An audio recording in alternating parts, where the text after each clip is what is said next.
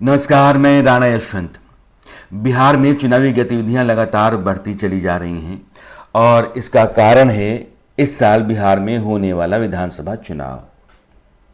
प्रशांत किशोर जो जन स्वराज पार्टी लेकर के बिहार में उतरे हैं, उन्होंने अपनी पार्टी के राष्ट्रीय अध्यक्ष के नाम का ऐलान कर दिया है। उदय सिंह जो पूर्णिया से आते हैं, 2 बार वो सांसद रहे हैं, उनको प्रशांत किशोर ने अपनी पार्टी की बागडोर सौंप दी है। प्रशांत ने कहा है कि मैं उम्मीद करता हूं कि वो सिर्फ जन स्वराज ही नहीं बल्कि बिहार को भी आगे ले जाने में बहुत महत्वपूर्ण भूमिका निभाएंगे। उदय सिंह ने भी कहा कि हमसे जो भी बन पड़ेगा पार्टी के लिए और बिहार के लिए हम करेंगे। उदय सिंह प्रशांत किशोर दोनों के संबंध बहुत पुराने हैं। बहुत कम लोग हैं जो उदय सिंह को जानते होंगे, मेरा अपना अनुमान है, क्योंकि पिछले 10 वर्षों से उन्होंने सक्रिय राजनीति से अपने आप को पीछे कर लिया था। 2019 का चुनाव वो हार गए थे और 2024 का चुनाव वो लड़े नहीं बल्कि पप्पू यादव का उन्होंने समर्थन किया था पूर्णिया से, जहां से वो 2 बार सांसद रहे, और उनके समर्थन का भी एक बड़ा रोल रहा है पप्पू यादव की जीत में। जो सीमांचल है, सीमांचल के पूरे इलाके में उदय सिंह और उनके परिवार की अच्छी खासी साख है। उनको लोग जानते हैं और वहाँ की रग रग से वाकिफ हैं, और आप यूँ मान लीजिए कि बिहार के वो ऐसे नेता हैं जिनको पूरे राज्य की समझ है राजनीति की। तो अब उदय सिंह को सामने ले आए। आप देखिए कि ये 48 घंटे भी नहीं हुए हैं, अलबत्ता 24 घंटे पूरे हुए, और ये दूसरा बड़ा धमाका प्रशांत किशोर ने किया है। आरसीपी सिंह जो नीतीश कुमार के बहुत करीबी हुआ करते थे, वो जेडीयू के अध्यक्ष भी रहे, केंद्रीय मंत्री भी रहे।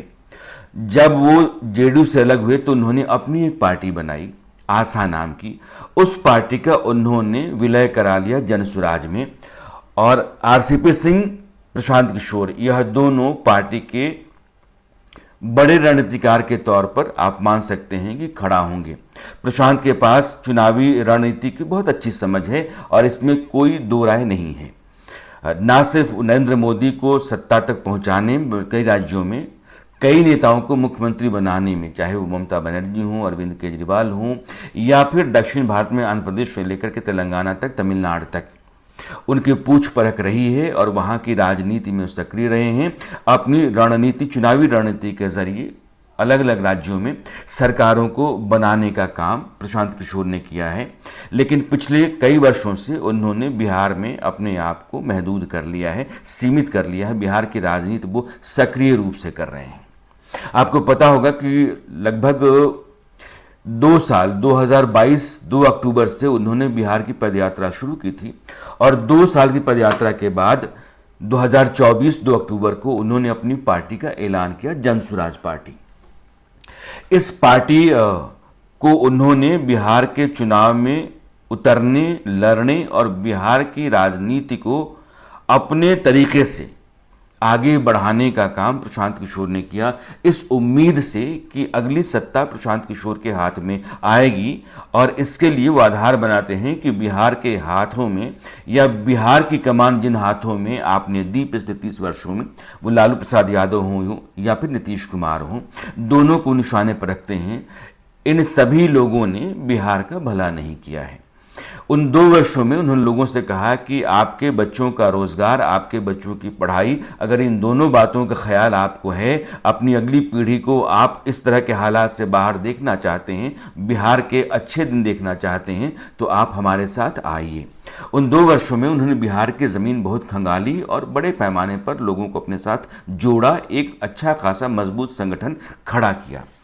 और अब उन्होंने आरसीपी सिंह के बाद उदय सिंह को पार्टी का अध्यक्ष बनाने का ऐलान करके ये बताया है कि बिहार में जो जातिगत राजनीति होती है उसको तो वो साध ही रहे हैं, लेकिन जमीन पर वो एक जनाधार मजबूती से तैयार कर रहे हैं। इसीलिए प्रशांत ने ऐलान किया कि 20 तारीख से, यानी कि 20 मई से फिर अगले 4 महीनों के लिए वो बिहार के दौरे पर जा रहे हैं। 4 महीने का मतलब ये होता है कि बिहार में चुनाव के ऐलान होने तक वो बिहार में घूमते रहेंगे, और यह जो यात्रा उनकी है वो बिहार की सभी 243 विधानसभा सीटों से होकर के गुजरेगी। यानी कि बिहार में जितने भी नेता अभी सक्रिय हैं उनसे कहीं अधिक सक्रियता प्रशांत किशोर दिखा रहे हैं, और वो अब सीधे सीधे कई तरह से मोर्चा ले रहे हैं। नीतीश कुमार को और तेजस्वी यादव को, दोनों को उन्होंने बार बार टारगेट किया है। नीतीश कुमार पर उन्होंने कहा है कि ना तो उनकी सेहत ठीक है, ना दिमागी तौर पर राज्य को चलाने की हालत में हूँ। तेजस्वी यादव की पढ़ाई लिखाई से लेकर के उनकी क्षमता और उनके परिवार के जरिए जो कुछ भी बिहार में हुआ, उन सब को एक साथ जोड़ करके वे पुलिंदा खड़ा करते हैं या लोगों के बीच में ले जाकर रखते हैं कि अगर इसी परिवार को, इन्हीं लोगों को आपको सत्ता देनी है तो वे समझिए कि बिहार में क्या हो सकता है। तो बिहार में जो दो अलग अलग राजनेता या परिवार, नीतीश कुमार को मैं परिवार नहीं जोड़ता हूं, लेकिन लगभग 20 साल से वो बिहार की राजनीति में हैं, मुख्यमंत्री वहां के हैं, और उससे पहले के जो 15 साल रहे 1990 से लेकर के 2005 तक, वो लालू प्रसाद यादव के परिवार के पास, एक बार लालू प्रसाद यादव फिर राबड़ी देवी, यह दोनों बिहार के मुख्यमंत्री रहे। और इस पूरे कालखंड को, यानी कि 1990 से लेकर के 2025 तक 35 साल को प्रशांत किशोर लोगों के बीच में ले जाकर के रखते हैं और कहते हैं कि 35 साल में बाकी राज्यों में क्या से क्या हो गया और हमारे यहाँ कुछ नहीं हुआ। कारण यह है कि यहाँ विकास के लिए ना तो समझ है और ना ही इनकी नीयत है। तो नीयत और नीति दोनों को सवालों में खड़ा करते हैं। लेकिन प्रशांत को पता है कि बिहार की राजनीति जो है वो सिर्फ आपके जुबानी जमा खर्च से नहीं चल सकती है। आप मंच से बोलें और लोग आपके पास आ जाएं, जमघट लग जाए और उस जमावड़े को आप समझें कि वोट में तब्दील हो जाएगा, ऐसा नहीं है। यह बात प्रशांत को बहुत सलीके से और करीने से पता है। इसलिए वो सांगठनिक ढांचे को और जमीन पर लोगों को अपने साथ जोड़ने के तौर तरीके को बहुत ही साइंटिफिक तरीके से, जो मतलब आज की तारीख में चुनाव प्रबंधन होता है, उस तरीके से कर रहे हैं। अब सवाल यह है कि प्रशांत किशोर इस चुनाव में क्या कर सकते हैं। जाहिर है कि जब नरेंद्र मोदी और नीतीश कुमार, इन दोनों का अपना चेहरा एक मंच पर खड़ा दिखेगा, और यह अभी तक का सबसे मजबूत गठबंधन रहा है बिहार में, जब बीजेपी और जेडीयू साथ चुनाव लड़ते हैं तो वो नतीजा बहुत मजबूत होता है और कहीं बेहतर दिखाई पड़ता है विपक्ष के मुकाबले। महागठबंधन 2015 में बना, नीतीश कुमार आरजेडी के साथ चुनाव लड़े, और जाहिर है कि इन दोनों के जातीय जो समीकरण हैं, लालू प्रसाद यादव और नीतीश कुमार के, वो भारी पड़ा था बीजेपी की तमाम कोशिशों के ऊपर 2015 में। लेकिन इसके बाद 2020 में नीतीश कुमार के खिलाफ में चिराग पासवान के उतरने के बाद नीतीश कुमार की सीटों की संख्या घट गई थी। लेकिन नीतीश कुमार को बिहार की राजनीति का अंदाजा है। अब उनकी जो मानसिक स्थिति, लोग कहते हैं कि ऐसी नहीं है कि वो चुनाव को उस तरीके से और प्रबंधन को उस लिहाज से तैयार कर पाएं जैसा वो पहले करते रहे हैं। तो उनके साथ जो लोग हैं वो भी सक्षम लोग हैं और उनके पास भी अनुभव है चुनाव जीतने का, लड़ने का, और बीजेपी साथ में है। अब बीजेपी और नीतीश कुमार के साथ रहने पर एक जो तुर्रा फेंका जाता है वो ये है कि बीजेपी नीतीश कुमार को भले ही कहती है कि उनकी अगुवाई में चुनाव होगा और अगले मुख्यमंत्री वही होंगे, लेकिन चुनाव के बाद अगर सरकार बनाने की स्थिति बनती है तो बीजेपी नीतीश कुमार को कमान नहीं देगी, बल्कि अपना मुख्यमंत्री रखेगी। और यह कंकड़ फेंक करके वो जो पूरा पानी है एनडीए का, उसमें हलचल पैदा करने की कोशिश आरजेडी भी करती है और प्रशांत किशोर भी करते हैं। लेकिन एनडीए एक बड़ा मोर्चा है और इसके पास अपना समीकरण है जातीय, अपनी रणनीति है, चुनाव प्रबंधन है और चेहरे हैं। दूसरी तरफ तेजस्वी यादव हैं, मुसलमान और यादव, यह दोनों वोट लगभग लामबंद रहते हैं बिहार में, और यह जो 30% वोट है वो आरजेडी का एक मुश्त वोट बैंक माना जाता रहा है और अभी तक नतीजे में भी ऐसा ही दिखता रहा है। तेजस्वी यादव अपने दायरे को यादवों से बाहर ले जाने की हर मुमकिन कोशिश कर रहे हैं। इसीलिए वो जातिगत जनगणना उनके दबाव में या उनकी पहल के बाद ही, उनकी राजनीति ने ही केंद्र सरकार को मजबूर किया कि वो जातिगत जनगणना पर हामी भरे, और यह एक फैसला हुआ, उन्होंने करवाया। तो जाति का जो मामला है, जातिगत जनगणना, और जिसकी जितनी हिस्सेदारी उसकी उतनी भागीदारी, यानी कि आपका सभी तरह की नौकरियों में और देश के संसाधनों का जो इस्तेमाल होता है, उससे जो कुछ भी पैदा हो रहा है उसके भीतर भी आपकी हिस्सेदारी आपकी जनसंख्या के अनुपात में होनी चाहिए। यह व्यवस्था हमने की है, यह दावा तेजस्वी यादव बार बार करते रहे हैं। अब यादवों से बाहर मुसलमानों से अलग जाकर के वो कितना वोट अपने साथ जोड़ पाते हैं, यह बार बार के प्रयोग में दिखता है कि जब कभी भी वो महागठबंधन के दायरे में होते हैं तो उसमें सीपीएम या सीपीआई एमएल खास करके एक ऐसा दल है जो अपने साथ एक तयशुदा वोट बैंक लेकर के आ तो रहा है, लेकिन बाकी दलों के पास, जैसे कांग्रेस है या सीपीएम है, सीपीआई है, उनके पास वो आधार नहीं है या उनका वोट उतना ट्रांसफर नहीं होता है जिस तरीके से आरजेडी का वोट किसी और दल को ट्रांसफर हो जाता है। कि हाँ हाँ, खास करके मुस्लिम यादव वोट। तो अब कांग्रेस में ऐसा लग रहा है कि पार्टी अपने आप को बिहार के जरिए ही रिवाइव करना चाहती है। पिछले 5 महीनों में लगभग 6 यात्राएं राहुल गांधी की हुई हैं और अभी 15 मई को लौट करके बिहार से आए हैं, 27 मई को फिर जाने वाले हैं। तो बिहार की बार बार की जो यात्रा है, राहुल गांधी के भीतर यह उम्मीद बना के रखे हुए है कि शायद कांग्रेस के लिए बेहतर दिन यहीं से आएंगे या कांग्रेस के दिन बहुरेंगे। इसलिए पूरी ताकत लगाए हुए हैं और संगठन के भीतर लोगों को मजबूत और दुरुस्त करने की कोशिश कर रहे हैं। अब सवाल यह है कि बिहार में कांग्रेस का एक नेता बिहार के किसी भी गली मोहल्ले में जाकर के आप पूछिए कि आप जानते हैं क्या, तो वो नहीं जानता है। किसी भी आदमी को बिहार के कांग्रेसी नेता के बारे में बहुत मजबूत जानकारी हो, ऐसा आप नहीं कह सकते हैं। अलबत्ता पप्पू यादव अगर होते कांग्रेस के भीतर तो पप्पू यादव की पहचान बिहार के भीतर है और उनका अपना एक जनाधार भी है। पप्पू यादव पूर्णिया से अगर आरजेडी के खिलाफ लड़ करके और वो भी तेजस्वी यादव के जा करके ये कहने के बाद भी कि अगर आपको किसी और को वोट देना है, यानी कि पप्पू यादव को देना है, तो उससे बेहतर है कि आप जा करके जेडीयू और बीजेपी को दे दीजिए, यानी कि आप एनडीए को वोट दे दो, पप्पू यादव को ना दो। और ऐसे हालात में पप्पू यादव पूर्णिया से निकल जाते हैं तो जाहिर है कि उनका अपना एक जनाधार है। तो राहुल गांधी के पास संकट ये, कांग्रेस के पास कोई गठबंधन नहीं है, लिहाजा वो आरजेडी के साथ जब गठबंधन में लड़ेंगे तो आरजेडी जैसा लोकसभा चुनाव में था वैसा ही इस बार कांग्रेस साथ करेगी कि आपको हम सीटें देंगे, लेकिन उतनी ही सीटें देंगे जितनी सीटें हमें आप ठीक लग रही हैं, और वो कौन सी होंगी यह भी हम ही तय करेंगे।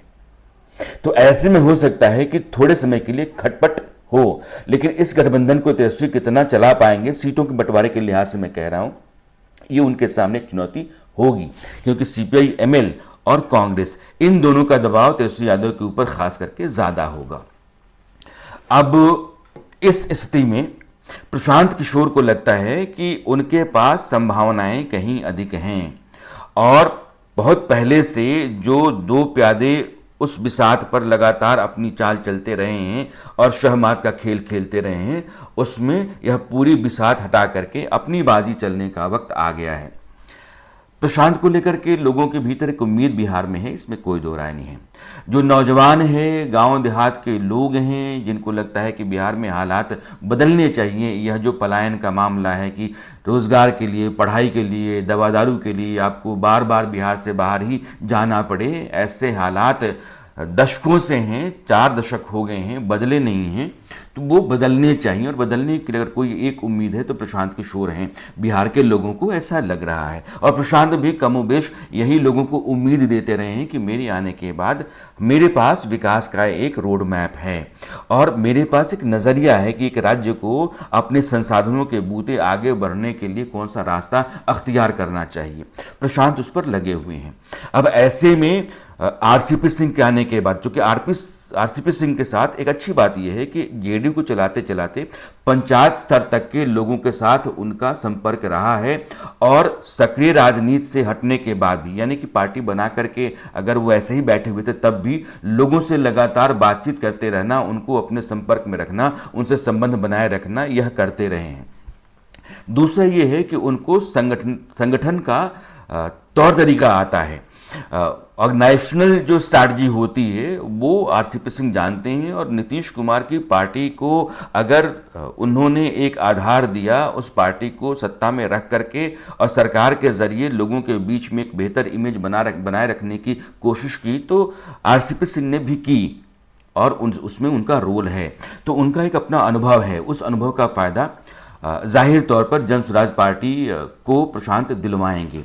और उदय सिंह को जोड़ने के बाद से उनके पास एक ऐसा चेहरा मिल जाता है जो बिहार की राजनीति समझता है, बिहार के लोग उसको जानते हैं और वो बेदाग हैं, डिसेंट आदमी हैं, ज़हीन आदमी हैं, पढ़े लिखे आदमी हैं, अच्छे घर से आते हैं और बिहार की बेहतरी की जितनी भी संभावनाएं हैं उन संभावनाओं को वो भी टटोलते जांचते परखते रहते हैं। तो जब कभी आप उनसे बात कीजिएगा, उदय सिंह की बात मैं कर रहा हूँ, तो आपको एक सुलझा हुआ राजनेता उनके भीतर दिखाई पड़ता है। और जाहिर है कि अब प्रशांत किशोर जिन दो चेहरों को अपने साथ जोड़ करके आगे ज़मीन पर उतरेंगे मई से और सितंबर 17 तक चलेंगे। और संयोग देखिए कि सितंबर 17 यानी कि नरेंद्र मोदी का जन्मदिन होगा, जिस दिन वो अपनी यात्रा को समाप्त करेंगे और फिर चुनाव के लिए बिगुल फूंका जाएगा।